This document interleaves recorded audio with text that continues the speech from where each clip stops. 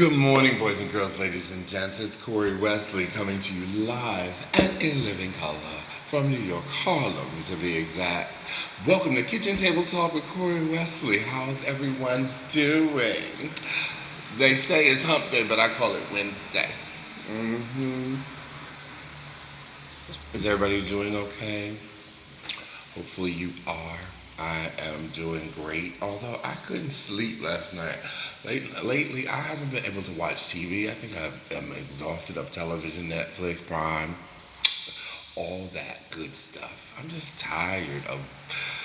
I have been used to working from home a long time, having my own business and stuff, but I'm used to at least going to a movie or a dinner or meeting a friend or going to a friend's house.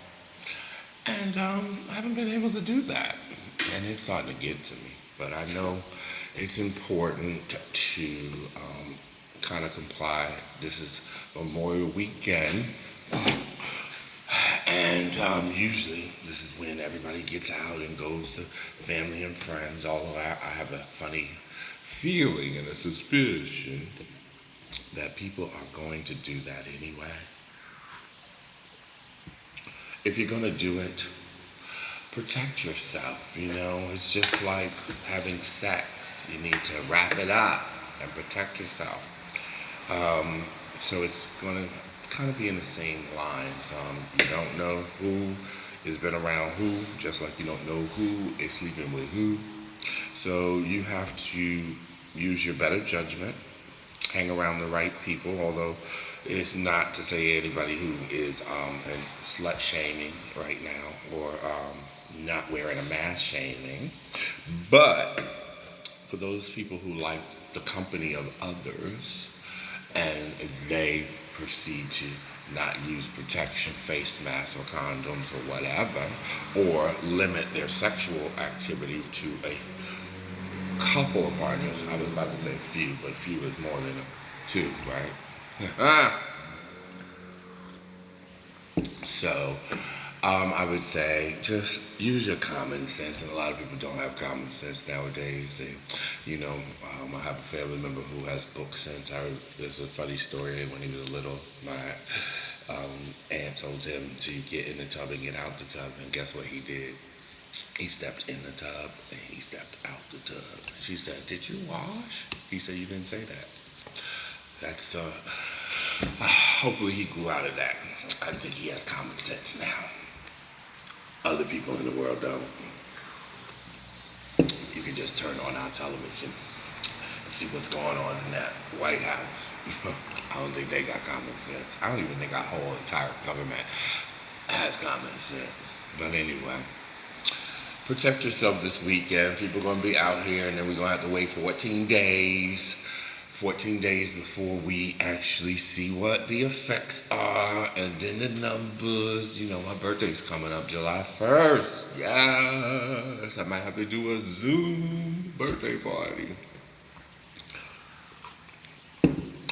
Anyway, so I was having a conversation with my cousins and a couple friends, single friends, about dating after pandemic or COVID, or once they open up the city. And I guess the pandemic is not going to be over when they reopen.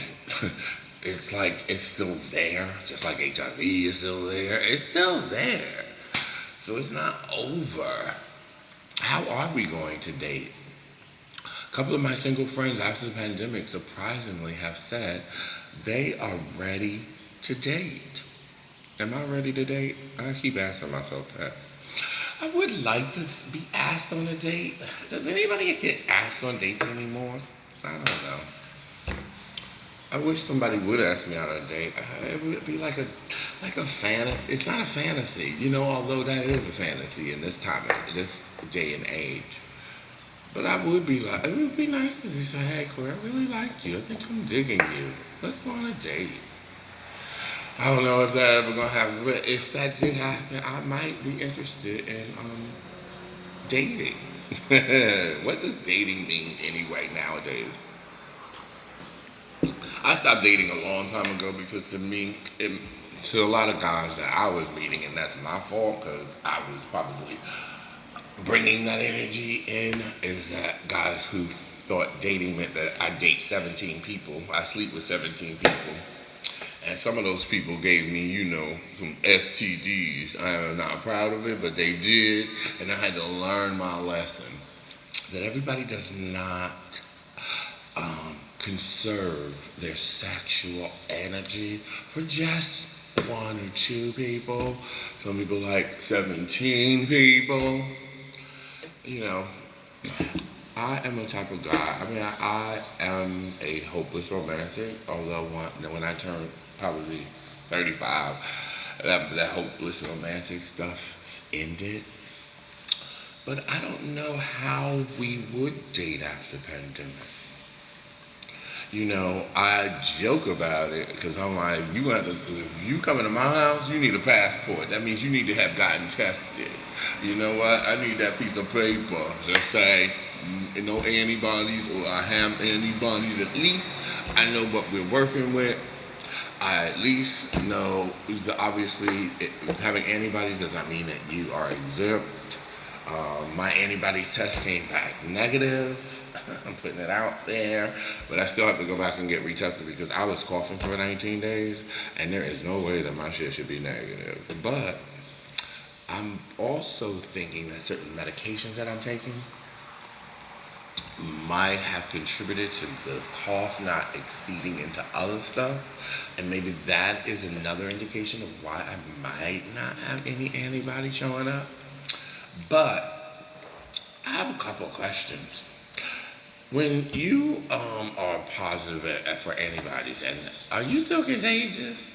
Even though you're not showing up symptoms, I'm confused. That's the part I'm confused. Am I supposed to only hang out with negative people and wear my mask? Or if I want to, hook up or something, do they need to be negative with the antibodies? Because since mine test came back negative antibodies, see, this is all confusing. These are all the questions that you need to be asking yourself and doing some research. Knowledge is power. That's what my mom always said. Knowledge is power. How would you date? That's the question in this world. And I really need the single people to answer these questions, not the people in relationships. It's funny how people in relationship answer questions for single people. Ain't that some shit? Excuse my language, shouldn't be cursing. If this was on television, I would get censored. Anyway, how would I date? I know people are asking me now, looking at the camera, saying, well, okay, well, how are you going to do it? I really don't know yet. I'm going to be honest with you. I don't know. I'm a little frightened. Dating in the time of what HIV was scary enough, okay, but we overcame that. But this one seems to be like deadly. You don't know what it's going to do, how quickly it's going to act, if your immune system is going to kick in. This hits the respiratory. Luckily, I don't smoke what I used to do, some stuff with a pipe and stuff. Yes, I did. I'm not ashamed. I'm just transparent about it. And that does affect your lungs and stuff. So, dating. I did something recently. It was on Facebook. It came up, eHarmony. That's what you said. Oh, try eHarmony for free. That was a joke. It wasn't free. And I had all these requests and messages, and I couldn't read them. And I'm not paying no $29 a month for that. No. But if you're looking for love, I guess that's the only way you're going to have to do it now. Because if bars don't open, and that's how we used to meet.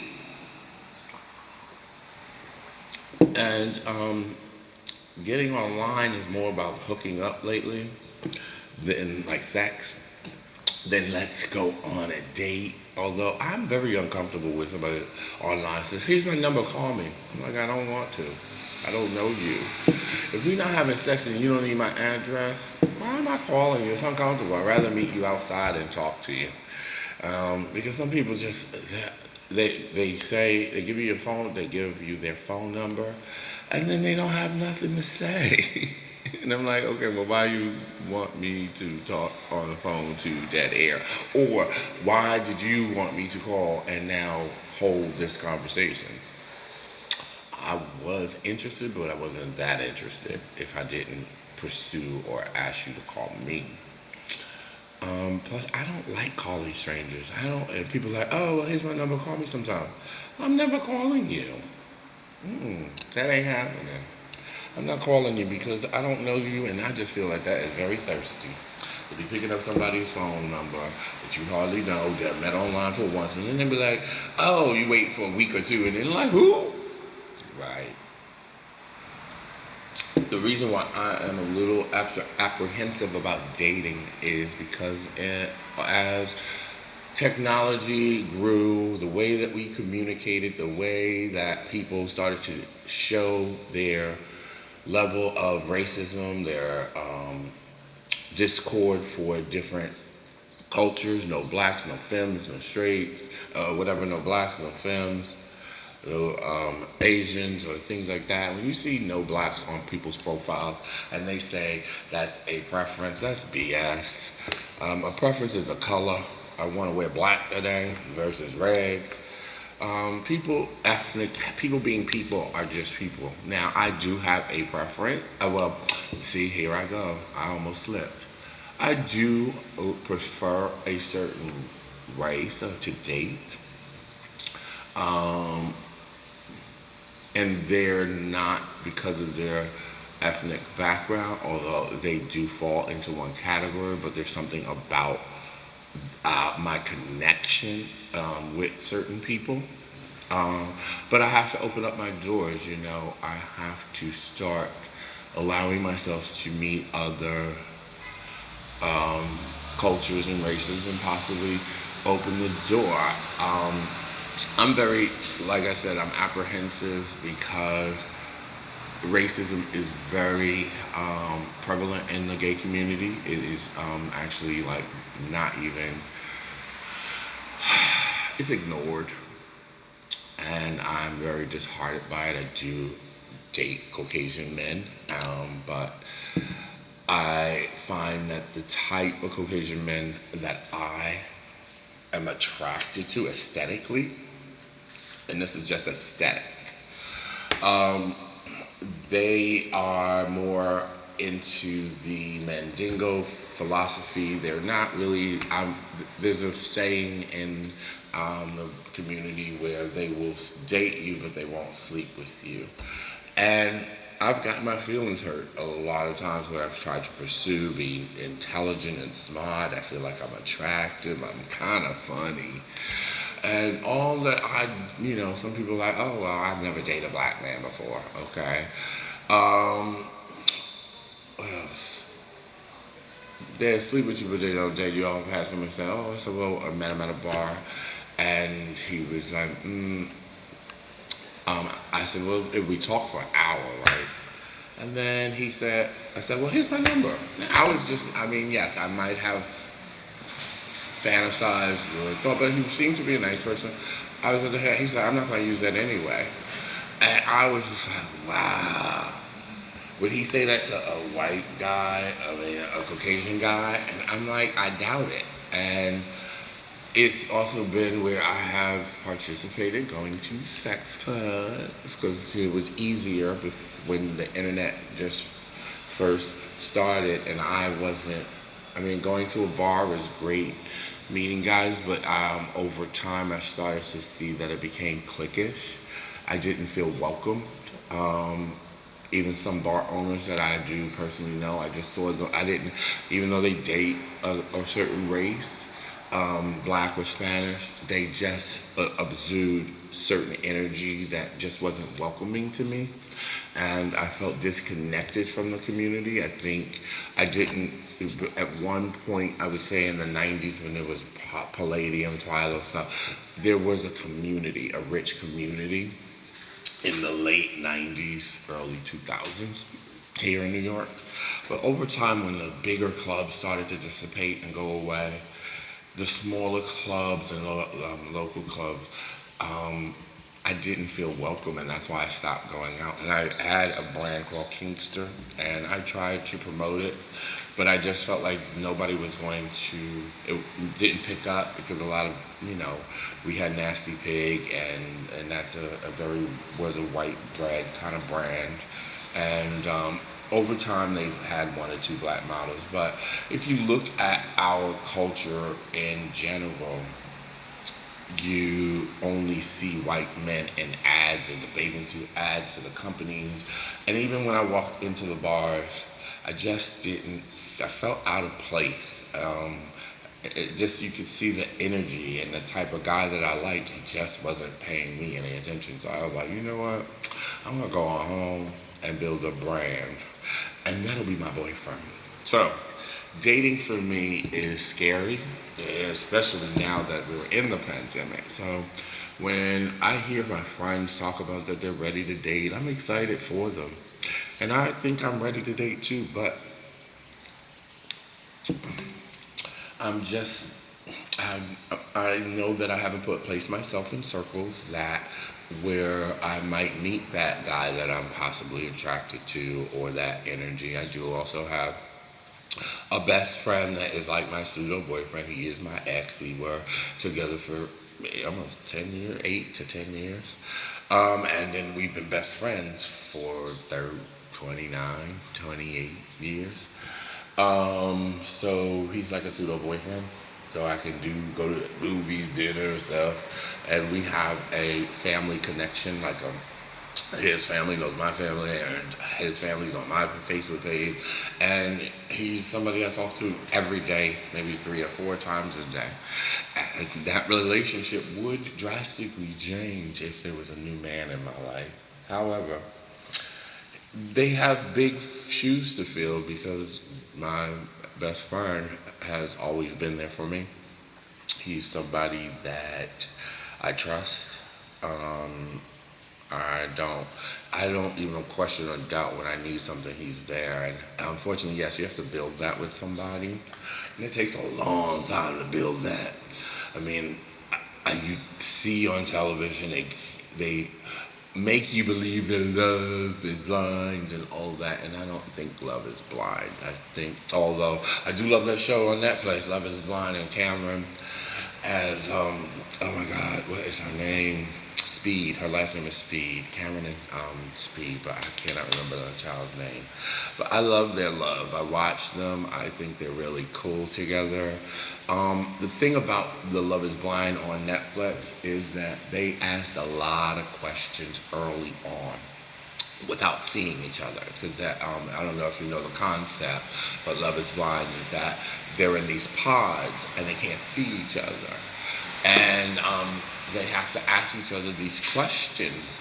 And I find that in our society in dating, asking questions is a faux pas in dating. Like if you ask certain questions too early, they look at you like you crazy. Or if you share information like, oh, are you looking to have love? Are you looking to have children? Are you looking to get married? And they're like, oh.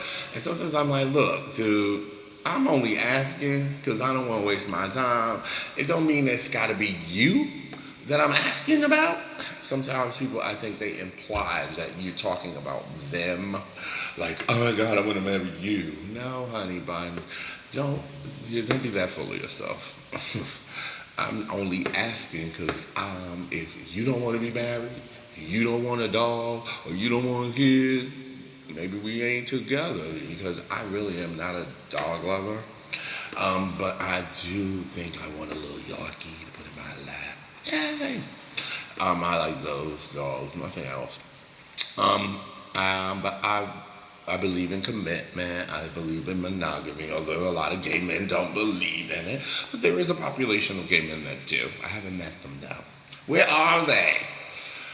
So, when we talk about dating during and after the pandemic, which again, after is a long way until there's a cure or a vaccine.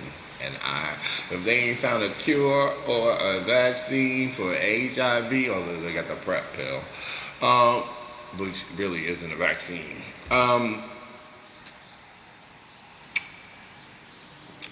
we ain't gonna be dating like that. The pandemic's not over. You still have to protect yourself. So dating during the pandemic or during COVID-19, while it still exists, is going to be nothing different than a person living with HIV, is that they have to protect themselves, make the right choices, and limit their sexual activity and vet people. I'm very good at vetting people. I mean, I've made my mistakes, but I'm good at vetting people, and I'm not easy.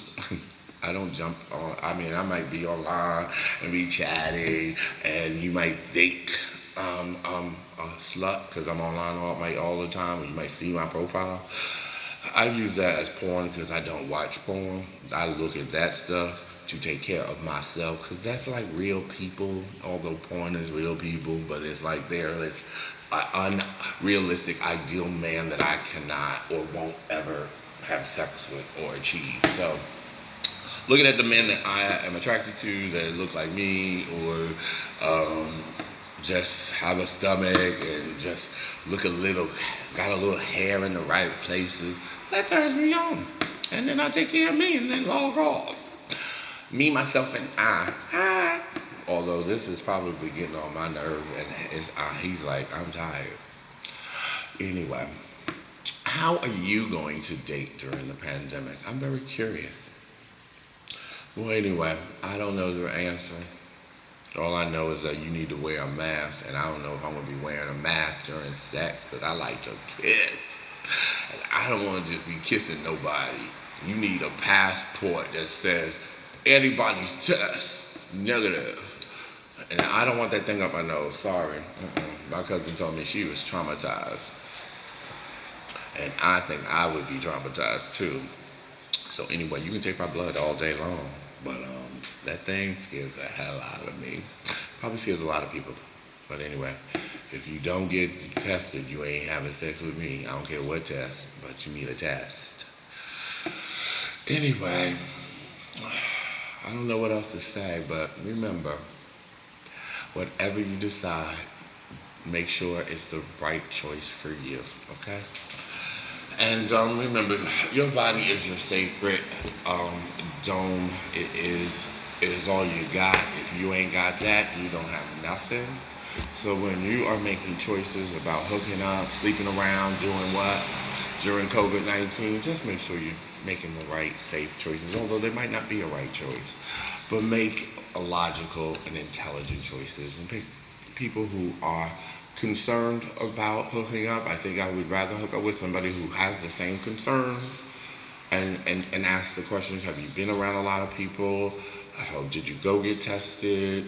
It's really about the questions, and that's why I went to, and I mentioned the show Love is Blind. They had to ask a lot of questions. Don't be scared to ask questions.